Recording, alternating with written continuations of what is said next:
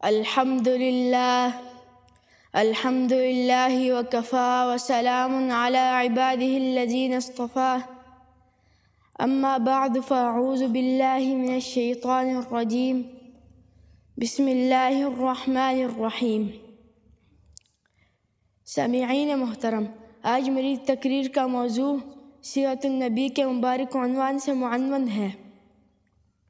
سامعین محترم، ایک چیز ہوتی ہے جو دور سے سونی لگتی ہے، نیڑے جا کے دیکھو تو سونی نہیں لگتی۔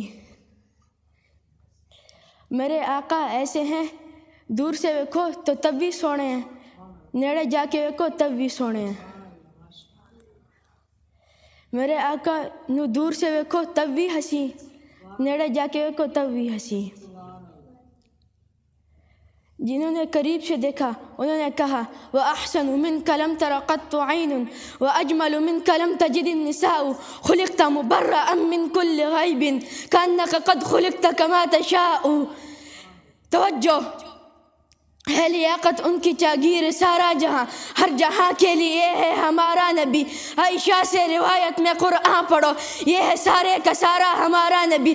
حرف الفاظ سے آیتوں سے سپارہ ہمارا نبی، جس کو یاسین مزمل مدثر قرآن نے کہا یہ ہے سارے کا سارا ہمارا نبی۔